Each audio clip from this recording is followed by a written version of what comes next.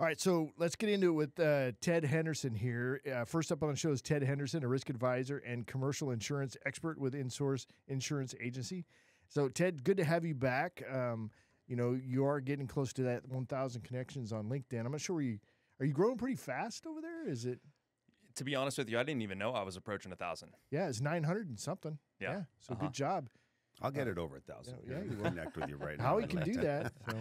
All right, so when it comes to in commercial insurance, there's a lot to commercial insurance. It's no joke, right? You make a wrong decision before you get started, and then it turns into a mega issue. But what are the traits that a commercial insurance advisor, which you are, what kind of traits should you possess that we should be looking for as business owners when we go to hire you?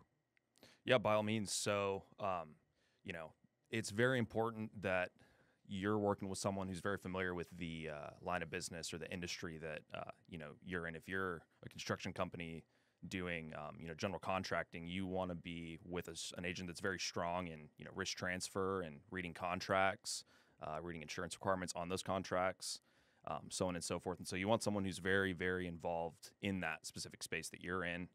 Even better, someone who's very familiar and engaged in the various associations that are relevant to that industry. So on and so forth. How do you figure that out, though? What do you mean? Like as a business owner, or as an agent? As a business owner, how do we know you know what you're talking about, and we're just not walking into a pit somewhere of a money pit? It'll take some falling on your face and trial and error, even as a business owner, to find that right agent. It's never the case where you're working with someone and you think, oh well, they're the best there is, because how are you ever going to know? Usually, it's business owners find themselves with an agent for a year or two to 10 years to 15 years, and then they end up switching over to someone and being with them for a really long time. That's what you want. That's what you're looking for, is that long-lasting relationship where you're confident that you're with someone that really knows what's going on there. That makes sense, but most business owners have no idea. They'll just ask somebody, hey, Mark, do you know anybody in insurance? Right. Well, I was going to ask, if you were going to look for one right now, what would be your first step? I would probably ask my competitors and partners in the industry. Who do you work with? Are they good? Maybe can I get a referral for them? Okay. My colleagues who've been in the business for 25, 50 years, most of the new business they're writing is coming directly through referrals from their clients that they work with that have been with them for so long. They know firsthand that these guys are the cream of the crop. We're going to refer them out. Gotcha. But do you want to let Ted off the hook here? Because if we're competitors in business, I don't want to tell you who my really great insurance agent is, because I would rather you go out of business by having a terrible well, that's why agent. Sharkmatic. Sharkmatic. Yeah, that's not Monk-matic. No, Monk-o-matic. No, but I understand what you're saying, and I talk to competitors all the time, and some are willing to share ideas, some are not. But to go a little bit deeper, I mean, would you do a search on LinkedIn? Would you look at reviews? Would you look at websites? Would you look at what people are saying about the agent on social? So it's all word of mouth? That's usually how it's going right now. I mean, with social media being as big as it is now and being as grained as it has been, it's not yet at the forefront of that's going to be a business owner's first stop for exploring. No, but it is in that due diligence. That is part of the steps, is to check. Right, you're saying definitely the research, the background, right. to do that. Research. Yeah, it is still that research. Yeah, and it's becoming a bigger and bigger thing. But just historically, it's always been a word of mouth thing. And to touch on your not helping competitors thing, this really even wouldn't be a revenue driving factor. Right. I'm sure that us as agents, we can have a play or two on how much you're going to be spending on your insurance. Therefore, it'll affect your bottom line a little bit. But for the most part, it's just like, hey, this guy does construction really well. I think you'd enjoy working with him. It's not necessarily like, hey, I'd like to help you be a better competitor against me. It's just a good thing, good act of faith, more or less. How much of your business comes from cold calling, where you actually know of the companies that do what you specialize in providing insurance for, and then call them up or try to find out who they're using for insurance? And if they're using somebody who's subpar, do you reach out to them? That's a great question. And I don't ever really like to compare myself to others. I would prefer to just show them firsthand, have it be through a first touch meeting or a phone call, that we're the people to be with in regard to what they're doing specifically. I've always thought that talking poorly about your competitors is just, one, it's just not a good look in the first place, and two, it makes them relevant to any degree. Right. And so it's never really depending on who they're currently with and that I can do a better job. It's just that we do a great job and that we should be working with y'all. And we need to do a stoic edition of the Let's Talk Business podcast, and then we'll feature Ted. He's very stoic about these things. He's very. You don't compare yourself to others. He's on You just- purpose. Thank you. I appreciate it. Yeah, I know. To Good- answer your good answer, question, thank though, you. probably like 50% of them. A lot of them have come in from my personal network and, just referrals through that Right. existing network. Awesome. Yeah, Ted certainly conveys that he knows what he's talking about. He doesn't overtalk things. He gives you straight answers. Yeah. It's kind of Well, refreshing. And in every business, you want great reputation and great word of mouth.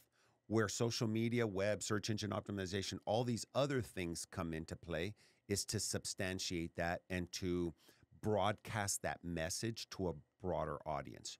You're already that.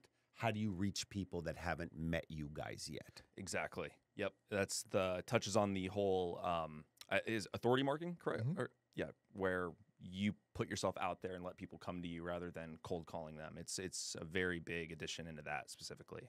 Yeah, I have one of my clients that I recently hired. We hired a VA for him, a VA with a master's degree, believe it or not. And he's just like over the moon, excited about everything. And he's like, but he's a business guy. He said, "Hey, you need to sit down with your clients right, close to after you got the hiring, and then do a Zoom and record that and get that positive feedback straight away." Is this something that are you doing? What are you doing for testimonials? Or is it just Google? Are you doing anything outside of that? I've tapped a couple emails, or tapped a couple clients for just an email on their experience working with me, in order to pass that on to a prospect, pass it on to a newer client that we brought on, so on and so forth. And then, I've also asked a good amount of them, not necessarily for referrals, but and this is doesn't only apply to insurance. This can go across the board. Not asking for referrals, but just asking for an introduction. It's the same thing. It means the same thing, but it's just a little bit more different. And you're not asking someone, "Hey, can you get me in the door here? Can you ask this person to work with me?" It's, "Can you just introduce them to me and let me have a conversation with them and show them that, we know what we're doing." Third-party validation. But what about on video? But have a Zoom call with them, and is that something you could do or no? It's definitely something I could do. I haven't explored it yet. It's something worth looking into. Yeah. What are your thoughts on that, Howie? Um, Collecting, basically, hey, you're a new client. What was the new client experience? Give me that feedback. Yeah. All good stuff. So I say try every form of marketing and communication, and those things that start to work, do more of it. Those things that are not working, do less of them. So I'm sort of in between the Ted and Marc model of less is more and more is better. I think it's somewhere in between. I think more of the things that work is better. Mm-hmm. Yeah, but it's finding those things that work and being fresh. And that comes through volume, go, go, go. And Howie, you are go, go, go. I mean, you're constantly on the move. And, we see you out there. And Ted, that's another thing. You guys are constantly networking and growing where you're at.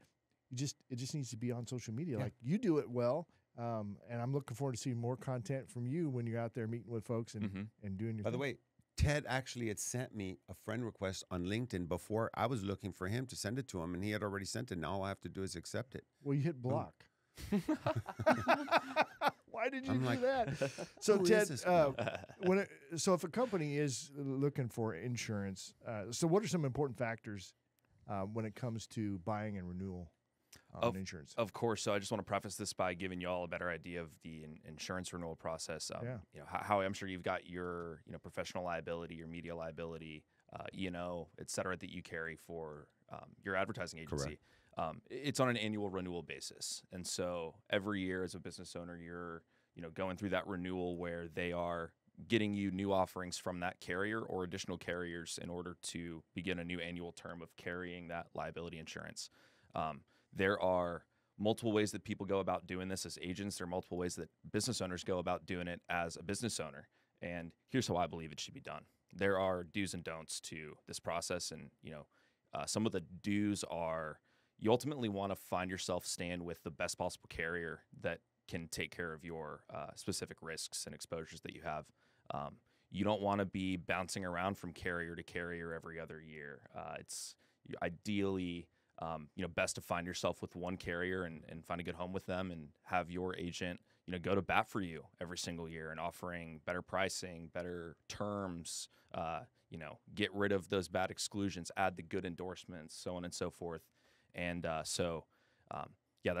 pretty much it regarding the cycle. But things that insurance professionals need to do is, you want to be working with someone who will go to bat for you at renewal every year. Those people at the carriers that are generating those offers, they're humans, they're people, and you can have amazing relationships with them. Just recently, I'm working a new business opportunity, and I'm working with an underwriter at a carrier that I've got a great relationship with. He sent us his offerings. We were able to go back to him and just say, hey, this is a new business. They've got a lot of great experience doing this. I think this rate's a little high. What do you say we lower it down to maybe around here instead? And, we met in the middle a little bit. But either way, due to the fact that I went back to that underwriter who gave us an offering and, negotiated with him on it, I was able to tell my, soon-to-be clients that, hey, we got this lowered down a little bit, actually, and we got you X, Y, and Z, whereas, you would have just had, A, B, and C. And they were ecstatic to hear that. They were very happy to hear that we were able to get them better terms and offerings and, through negotiation and through us painting a good picture to a carrier and, going to bat for them as their agency. I didn't even know that was a thing. So Mhm. I guess negotiation is one of the traits we should be Well, looking for. it's because Ted said he's dealing with humans. Yeah. If you're dealing with just some corporate entity that you can't talk to people, and we know those exist on the internet, and there's nobody to talk to, guess what? You just got to abide by their rules or their pricing. But when you have the human factor, you might get more coverage, other things covered, less things excluded, at a better premium. And then that shows that there's value, especially somebody, because you're not going to do that in every industry. But if you're an expert in certain industries and you've already built, like you said, relationships with people where you know, like, and trust them, they know, like, and trust you, and you've been bringing them good clients for the underwriter, then they're more likely to work with you. Exactly. Yeah. Mm-hmm. That's why it's also good to, be working with someone in that industry that knows it really, really well. And then that way, whenever, they know as a business owner that they're being brought to, that person's carrier with that underwriter relationship, that they're going to get something good. And I wanted to tie this in as well. Why it's good to not hop around is because you almost adopt this sense of, the boy who cried wolf. It's like, you get these underwriters that will see accounts that were marketed to them every single year, but they never won that account. And so therefore, every single time that you shop around and bring it, you start bringing other agents into the mix, which is another thing you don't want to do. You want to work with one agent, one professional. You're keeping the, basically the social image and the marketability image of that account, your account. You're keeping it intact in the best way possible. So that underwriter knows, I've never seen this account before. It's usually been with XYZ carrier for the longest time. It's getting submitted to us. Let's take this seriously. Let's, sharpen our pencils on this one. And so that's just why it's very important to, not only try to find one carrier and make them your home, but to work with one agent as well. Once you bring other agents into the mix, toes start getting stepped on, markets get blocked, carriers get unhappy, and ultimately it's just not beneficial to anyone at all in the mix. And so good to find one professional and to stay with them, definitely. Great advice. All right, Ted, if folks want to get in touch with you, how do they do that? My phone number is 210-851-8148. My email is ted.henderson@relationinsurance.com. And I'm on LinkedIn as Ted Henderson. And our website is the www.theinsourceinsuranceagency.com. And I'd be very happy to help out anyone in regard to any way that we can insurance-wise. Did I see Ted Henderson II? Oh, I guess, yeah, that is on there. Oh, yeah. Not Junior, the second. No, not the second. Yeah, that's right. Are you royalty? That sounds like royalty. No, but shout out Dad for throwing the Roman numerals on there and not Junior. Oh, yeah. No kidding, right? All right. Well, thanks, Ted. I appreciate you coming in. Howie, can you hit the forward button on that arrow up there, and we'll move to the next screen. For those of you watching on video, we're actually trying to get fancier and fancier in here, so we're, we actually got a little bit of a big screen thing going on.